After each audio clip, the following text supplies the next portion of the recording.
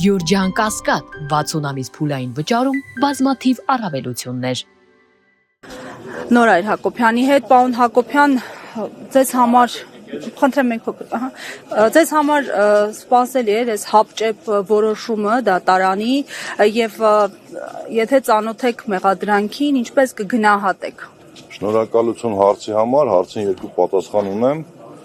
որպես իրավաբան իհարկե սպասելի չէր, մենք սպասում ենք արդարացման որոշման, բայց բոլորս հասկանում ենք, որ քաղաքական դրդապատճառներով սպասելի էր, որ նմանատիպ որոշում կլինի, բայց սա չափից ավելի շատ էր, քան մեր սպասելիքը։ Եթե անգամ պետքա լիներ դատավճիռ մեղադրական, ապա գոնե պետքա լիներ նվազագույնով, այլ ոչ թե առավելագույնով, բայց հաշվի չառնելով մի շատ հանգամանքներ, մի կողմ դնելով գործի ոչ իրավական մասը, մի կողմ դնելով լիքը հանգամանքներ, 4 երեխաների հայր, անչափահաս երեխաների հայր, իրենց մատնանշած ժամանակահատվածից հետո վերընտրված համայնքի ղեկավար, արդեն ինչ խոշորացված համայնքի ղեկավար, մի շարք հանգամանքներ հաշվի չառնելով նրանք այնպիսի դատավճիռ կարդացին, որով զրկեցին նրան եւ ազատությունից, որով նաեւ կարող էր այդ ժամանակահատվածը օգտագործել առաջի ածանի դատանը վերաքննություն բողոքարկելու, այլ նաև դատապարտեցին 6 տարի 3 ամիս ազատազրկման։ Սա ուղղակի աբսուրդի ժանրից է։ Պարոն Հակոբյան, առիթ ունեցել եք զրուցել այս օրերին, երբ արդեն տեղեկացել եք խափանամիջոցի փոփոխության մասին Համբարձումյանի հետ, ինչպիսի տրամադրվածություն ուներ, ինչ էր ասում, ինչ էր նշում։ Բնականաբար առիթներ շատ են եղել, բարբերաբար ենք զրուցել, կախված աշխատանքային, նաև մեր հետագա օրենքների մասին։ Քմծիծաղով եւ հեգնանքով են նայում դատավճռին, զարմացել էր, որ իրեն ճանաչողները մտածում են, որ կարող է նա որևիցե մի պահ, մի վայրկյան մտածի, որ կարող է փախնի եւ դիմի փախուստի, եւ նա վստահ է, որ իր պայքարը հասնելու է հաջողության եւ հաղթական տրամադրությամբ գալիս է Հայաստան։ Մարդը գիտակցում է, որ գալիս է Հայաստան եւ ունի դատավճիռ եւ գնալու է նստելու 6 տարի 3 ամիս ժամկետում։ Դատավճիռի հրապարակման ժամկետը որոշեցին, որ նա պետք է պատժի։ Ժողովուրդ ըստ իս չէ, ըստ յուրաքանչյուր խելամիտ դատողություն ունեցող մարդու հասկանալի է, որ նրան մեկուսացնում են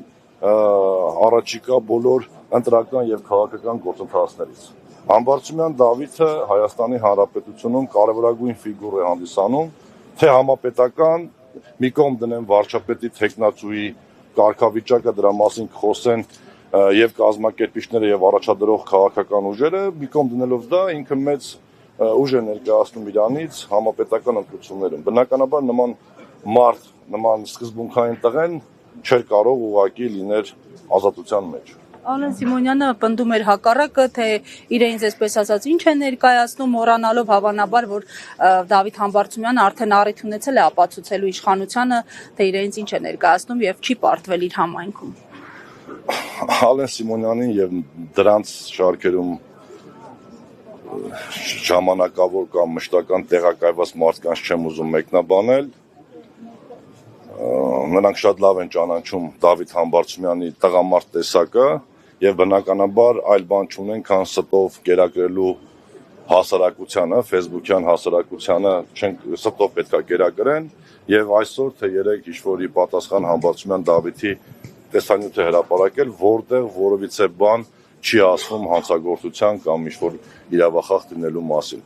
Ժողովուրդ, ես լինելով Համբարձումյան Դավիթի ընկերը, լինելով Համբարձումյան Դավիթի առաջի տեղակալը, վստահեցնում եմ ձեզ, որ այն ինչ կատարվում է ուղղակի ծիծաղալու է։ Չկա բարոյական եւ իրավական որևիցե կողմ։ Պարոն Սարգսյան, դուք ստանձնեք։ Ես Հակոբյանն եմ։ Պարոն Հակոբյան, դուք ստանձնեք քաղաքապետի պարտականությունները այդ ընթացքում, ինչ պարոն Համբարձումյանը լինի անազատության մեջ։ Մինչև այսօր պարոն Համբարձումյանը գտնվում էր արձակուրդի մեջ եւ ես էի փոխարինում նրան։ Այսօր լրանում, այս վաղվանից նա պետքա ներկայանար աշխատանքի։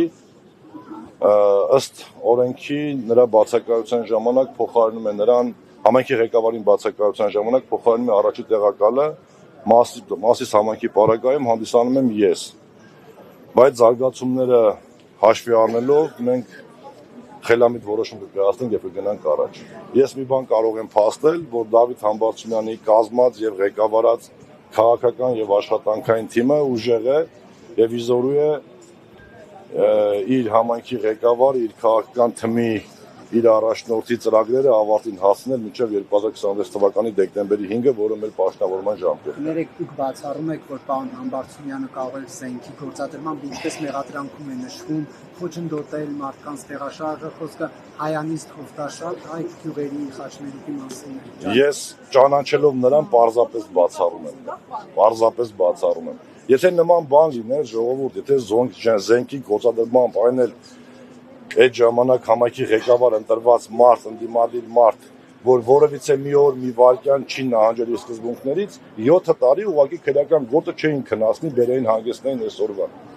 7 տարվա մեջ 700 պատճառ ունեին, որ այդ զենքի գործադրման հորինվածքը կապեն եւ այս օր ունենայինք, ասենք 5 տարի առաջ, 4 տարի առաջ։ Սա ուղղակի հասավ քաղաքական այն պիկին, որ պետք է Համբարձումյան Դավիթը այլևս որպես քաղաքական ֆիգուր չունենա ազատություն։ Եվ պարոն Հակոբյան, կներեք մեկ հարցել, մենք այստեղ խոսում ենք պարոն Համբարձումյանի աջակիցների հետ, բարձվում է, որ նրանցից շատերը համայնքապետարանի աշխատողներ են, աշխատանքի ժամին են դուրս եկել այստեղ հասնելու համար, սա խնդիր համարում եք, թե որ աշխատանքի ժամից շուտ դուրս չեմ եկել, 6-ին 5 պակաս եմ դուրս եկել ես։ Երևի թե կլինեն մի քանի աշխատողներ, որոնք կարող է 5-ից 6-ին 5 պակաս դուրս եկած լինեն,